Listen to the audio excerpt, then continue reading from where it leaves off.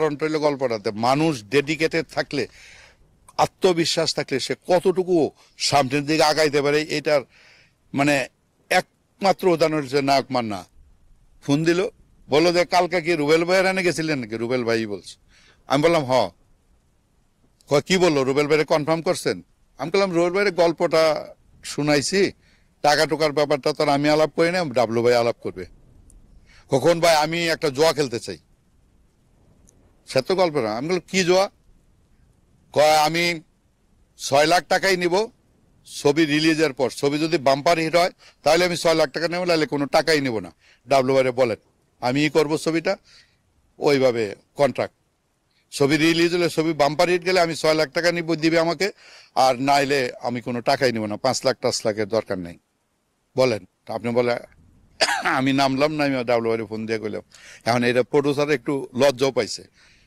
আমি যখন কইলাম যে ভাই, মান্না ভাই তো ফোন দিয়ে কইলো যে সে এই ছবিটা করবে, আপনি ছবি রিলিজের পরে যদি ছবি ভালো যায়, আমি আর বাম্পার হিট করি, ছবি ভালো যায় তাহলে তাকে 6 লাখ টাকা দিতে বলছে, আর নাহলে তাকে কোনো টাকা দিতে হবে না। কতক্ষণ চুপ করে থাকে, বললো ঠিক আছে তাহলে মান্নাকে বলে দাও, আমি মান্নাকে 6 লাখ টাকার চেকই দিয়ে দিব, ও মান্না চেকটা করবে রিলিজের পরে, সে মানে ক্যাশটা করবে রিলিজের পরে। আমি মান্না ভাইরে ফোন দিলাম, মান্না ভাই বললো ঠিক আছে ডান, চেক দিতে হবে না, উনি যে বলছে এইটাই ঠিক। ছবি রিলিজ করলাম, কিন্তু রুস্তম হইলো 1 নাম্বার, বাস্তব হইলো 2 নাম্বার, 9 ছবির সাথে রিলিজ হইলো। মান্না ভাইকে ওই ঈদের একদিন পরেই 6 লাখ টাকা ক্যাশ করে নিয়ে দিয়ে আসলাম।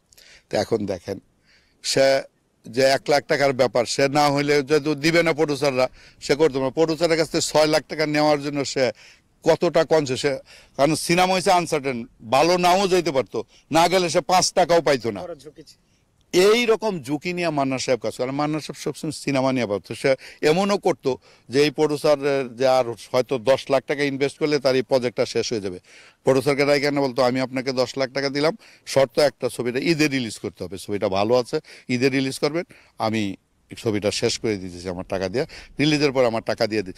এই যে টেন্ডেন্সিগুলি মান্না ভাইয়ের মধ্যে ছিল। মান্না ভাইকে এই জন্য বলছি 200 ভাগ সিনেমার মানুষ, এবং সিনেমা নিয়ে বাড়তো। 11টা পর্যন্ত শুটিং করতো, তারপরে সোনার গায়ে বৈশা প্রডিউসারদেরকে ডাকতো, ডিরেক্টর দায়িকা কিভাবে ভালো ভালো ছবি সে তার জন্য চিন্তা করতো, অন্য মানুষ না। যে সবাই তো আমরা আমাকে নিয়ে চিন্তা করবো, আমি তো অন্য কাউকে নিয়ে কিন্তু ওভারঅল ইন্ডাস্ট্রিকে নিয়ে চিন্তা করার একটা মাত্র ব্যক্তি, সেটা ছিল মান্না ভাই। সেই জিনিসটা যদি আমাদের সাকিব ফলো করতো, তাহলে আজকে ইন্ডাস্ট্রির এই অবস্থা হয় না।